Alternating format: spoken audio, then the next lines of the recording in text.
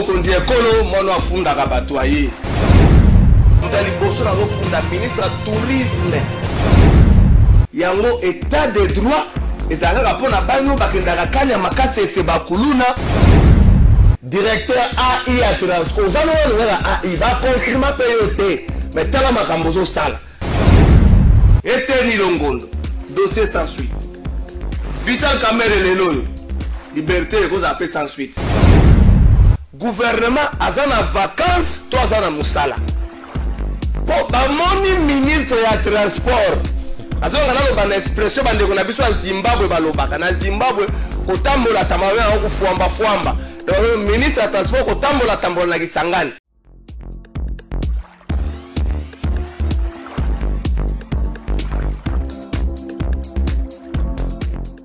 Merci mbote na bino nyonso esika bozali boza na Kinshasa boza na République démocratique du Congo boza libanda ya RDC désormais chaque samedi na chaîne YouTube na biso plateau de vérité to sengi na bino ebele bo s'abonner za unique façon oyo bino boye ko contribuer na mosala to sala to boye to sala kwa baninga mususu to tia ba numéro ya téléphone numéro ya mpesa to tia ba numéro ya compte to senga botinde la biso mbongo to moni que l'unique façon bino boye ko contribuer na mosala to sala ko s'abonner ebele la chaîne YouTube na biso désormais mokolo assemblée la spécial ko funda donc awa ndenge za boye to ko funda ata pendant 50 minutes to funda ka ba to ba ko funda mususu yaka na semaine time permetaka te to funda mais samedi spécialement to funda na ndenge ya mokete. Merci esika bozali bozana Kinshasa bozali un peu partout pesi bino mbote bino mo bomoni ambiance les République démocratique du Congo de la première semaine ya année 2022 année très décisive pour la République démocratique du Congo, décisive na côté à échéance électorale.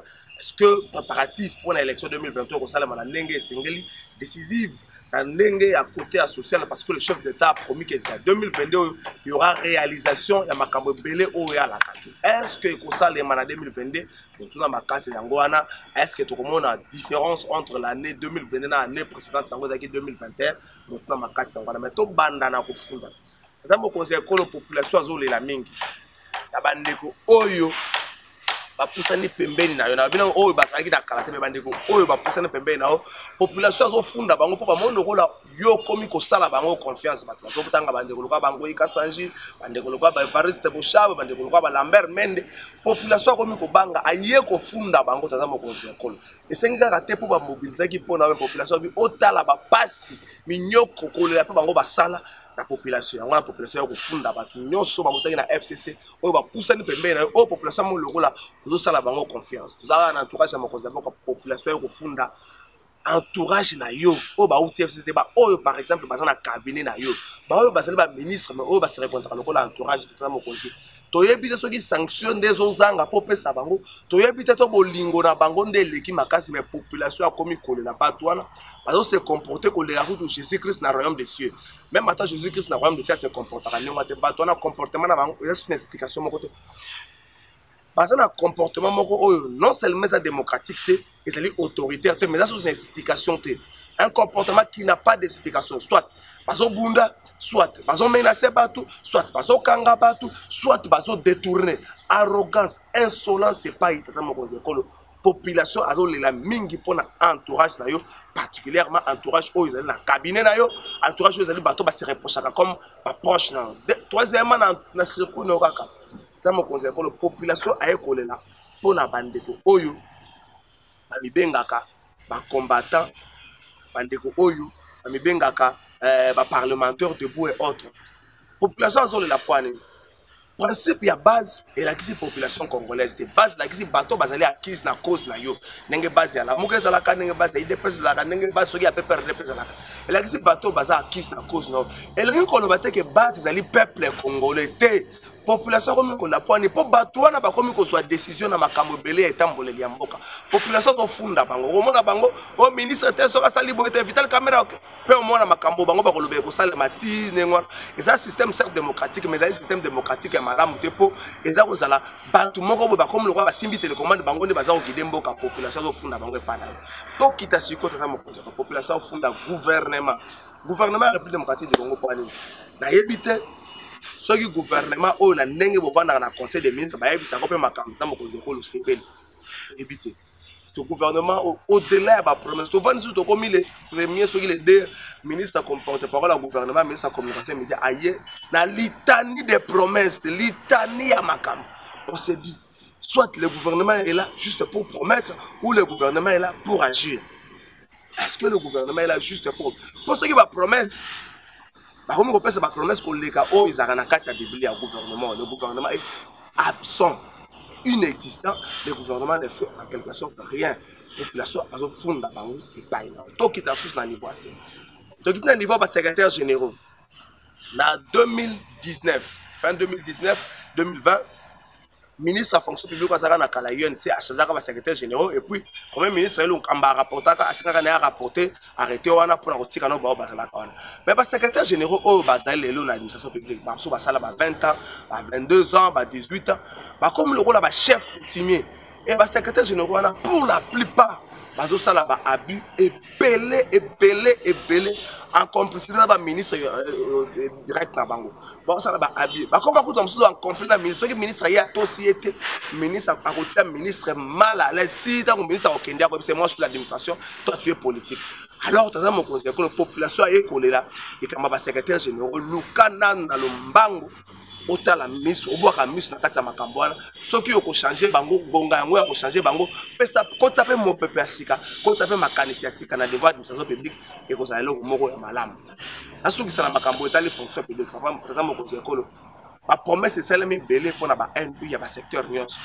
mais lelo yo réalisation na ngoto pe accomplissement na ngo population azoli la po ezo salema na ndenge esengeli bazo la kebele bazo sala moke malheureusement au temps bazo sala moke ba pesa ka ba explication na bato oyo baza oyo bango balakaki ba ko service ba pesa ka ba explication car ceux qui presse à lobby bango ba bimi ya kotomba ko biso boye ces gens là ils ne savent rien oh ils ont or tango laki soko kokisite yonde a ko expliquer que laki dans mon conseil qu'on l'administration publique ni kama ba NU ya ba NP donc ba non payé na ba nouvelle unité ba lo kabata la claire à mon akio na les Cambois to ki dans ba commune avec professeur Kinshasa.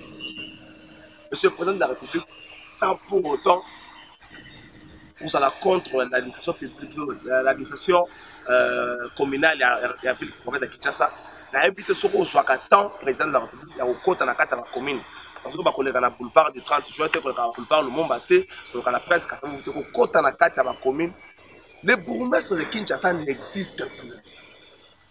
Dans le bourgmestre de la commune à Kalam, je sais qu'à dire.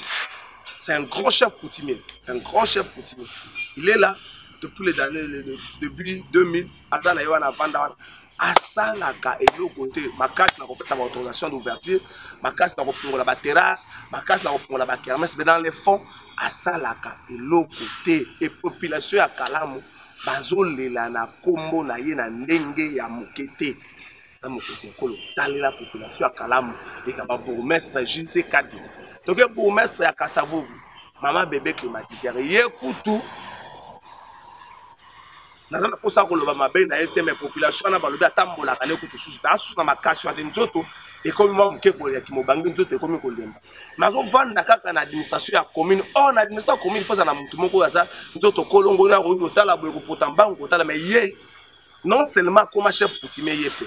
Bango bazaka soki ba princesse oya basi na kongo bazaka non seulement comme princesse non seulement za improductive non seulement zo sala eloko moko te mais nganza mawana et puis bato bakanisa ka kolongola te soki bato ba se plaindre pas gouverner ba yebi ko sala manango te yango na population ya ko funda to funda yango epa na yo moko mama bébé climatiseur na Kasavubu asala kalisusu eloko moko te donc bana Kasavubu ba bosana ko to existence na ye batika lokola bana etike na mokonzi ko lokanisa yango eko ko so bourgmestre ya commune ya Kitambo bourgmestre ya commune ya Kitambo mama na autaki na Ngalema azaki na Ngalema mikola koma na Kitambo na Ngalema nanu abebisaka commune na Ngalema seloma na Taleba parce que yemoko résidence neza ba côté ya Livulu de côté résidence neza là mais awa ye na Kitambo monsieur le président de la République Kitambo comme la poubelle publique Kitambo comme non seulement salité Kitambo comme solo Kitambo comme na ba poubelle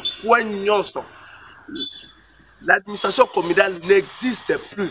À l'époque il y a Ndeketenge Lito c'est quand même moi musale c'est ko salema Kitambo ça mais depuis la dame Koma wana monsieur le président de la République kitambo ezali inexistante en termes d'administration publique et loko zo sala makunate ba bourgmestre baza lolenge la lolenge natangi misa to lokolo échantillon et ba bourgmestre bazo sala et loko moko te na longo na sera ba bourgmestre tamo ko zekolo bana Kinshasa ba yeko funda lisusu likambo ya Zando monsieur le président de la République tango bakanga ki Zando c'est vrai il y a eu ce qui il y a eu des ratés il y a eu des échanges mais le gouverneur a ebsaka na ba kinois que ndenge bazo kanga Zando ba travaux ko sala 18 mois, donc une année et demie.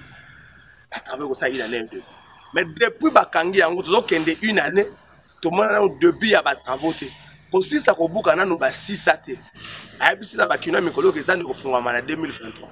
Est-ce que Zando, ils allaient bolingi bossa la ngolo la élément ya campagne to bozota la ba vie ya batu oyo bateka kana Zando oyo lelo bakomi bato ya pasi bato ya minyoko bato mususu ba perdre ndako na bango po bazoka mbongo na banque abotole bango bandako bato mususu ba komi basali ba avancer po mbongo explication za société.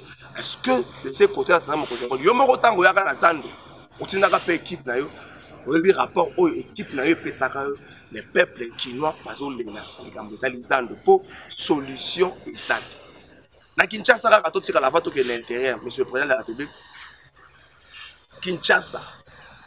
Le comportement des agents de la police de circulation routière, police de proximité et puis police de la ville-province à Kinshasa, ce comportement laisse à désirer, monsieur le président de la République. Bakino va fundi bango. Police a mis ça là hier moko nyos. Comment ni bino moko vidéo moko mikolo ezobima. Le général Kassongo dans un groupe il s'est dit que vidéo ane salango ya 2018 et les gars en 2018. Mais mon niveau à torture balongoli batubilamba, je m'excuse. Parce que mibali me bazo benda bango na ba peni. Je mona monsieur le président niveau de torture aux police la les police ça comment na torture mon collègue à Guantanamo déshabiller bato batandi bango na balabala na le liboso parcelle moko bazo benda bango ba peni.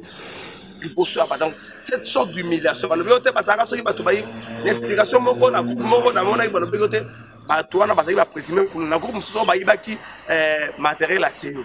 Même si Moutaïba qui matériel, est-ce que la police est là pour condamner ou la police est là pour constater les peuples qui sont moto, pour tirer la disposition à parquer? La population doit se plaindre. Nanzela, la police est là comme bec ou yalingi. Tu as évité nanya contre la rabat document à véhicule. Pour moi, la police, ceux qui passent, ceux qui font, ceux qui plaît, pour moi, la PC route à Lemba, pour moi, la PP, pour moi, la bureau de.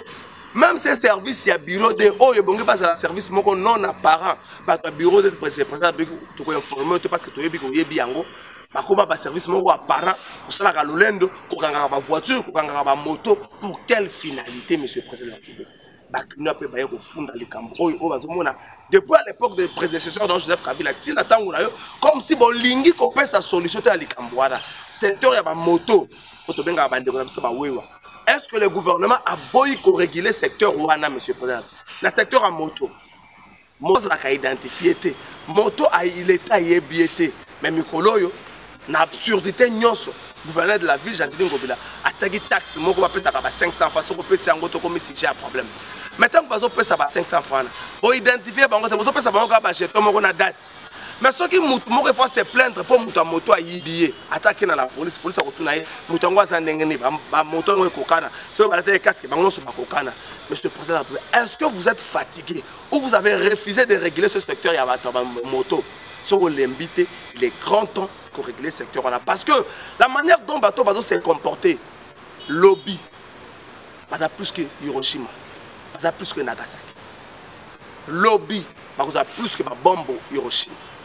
Donc il faut réguler ce secteur-là et ça a urgence pour réguler encore. Moi, je suis à Kinshasa, tout ce qui est à Kinshasa, dans la Makambo. Aboyina le Makambo, le Congo central, à tout, Nini Boya, tout, Aboyina le Makambo. Mais le Makambo, population fondue dans le Congo central. Ce président de la population dans le Congo central a eu fondé les Camboya insécurité dans le Congo central, comme persistante et permanente dans le Congo central. Premièrement, monsieur le président, il y a les coupeurs de route, partout intervenant à Nanzela. Tu as malade, tu as mis ça dans la intervenant à Nanzela. Oh, bah oui, Kobima, c'est une voiture, la bine zupan, à mon repas, autant mon Congo central, bah, télévine le moro, tant que télémi, pour l'ongole, le wango, la boutou, la batango, bah, bimi, n'a pas marché, n'a pas né, pas ça, crime et belé. Deuxièmement, il y a les koulouna dans la plupart des villes aujourd'hui à Congo central, il y a kuluna makasi na Matadi, il y a kuluna makasi na Kimpesi, il y a kuluna makasi na Mbanzangungu, il y a kuluna makasi na Kisantu. Bakuluna nyonso bakima na Kinshasa bakenda côté kuna. On se demande, est-ce qu'il y a encore la police na Congo central pour traquer Batouana et Bakuluna? Na Congo, na Matadi Mikolo, monsieur le président de la République, bazo côté la Batou, na Bandaku. Na Matadi population du système a sifflé. Parce que côté lio au sifflé, to beti basani pour ça la makelele. Mais ceux qui ont joué à retard à siffler, Batouana ba côté lo na Ndaku, bazo papa, bazo sasa, bazo yo kamuchuma wate. Congo central, Kulune leki makasi. Monsieur le président de la République, Lugana no kotala likambona pour côté kuna, et la rappelle bastion et opposition makasi. So you Kulune continue, na ba ko soit na ba autoriser la Matadi ba population Congo central a comment le rôle bossa na bango. Alors, il faut vraiment qu'on évite que la population na kalisaki, ko bossa na bango, ko funda lelo to sukisi wana. To fundi makamo bino mungu boyebi to fundi entourage à président entourage ba outi na PPRD FCC ba pembe na ye to fundi entourage o ye moko asala na bango kala ba conseiller ba nini to fundi ba combattant ba lingi ba gérer mokila ndenge na bango ba combattant ba na problème ya tolérance, ils sont pas tolérants ceux qui moninga pesi point de vue contraire to fundi bango to fundi gouvernement pour to éviter gouvernement soka saka ko promettre biso to il faut ça là to fundi ba bourgmestre to fundi service à la police to fundi insécurité na Congo central. Merci na bino so bolanda ki biso to kosenga na bino bo s'abonner belle na chaîne YouTube na biso ya ngonde ko permettre parce que boza la permanent boza la rawana chaque fois que to kota ka basango o ile kana na République démocratique du Congo bolanda yango na ndenge singeli to sali chaîne YouTube to sali programme à télévision. D'ici là, toujours comme ma chaîne et à télévision, maintenant peut s'appuyer par révélation sur les athèmes. D'ici là, d'ici à un de ces 4 matins, toujours comme ma chaîne et à télévision. Merci de la confiance pour ça la biso, biso na bino longo, Congo à lobby et les gars Congo à lelo na elengi.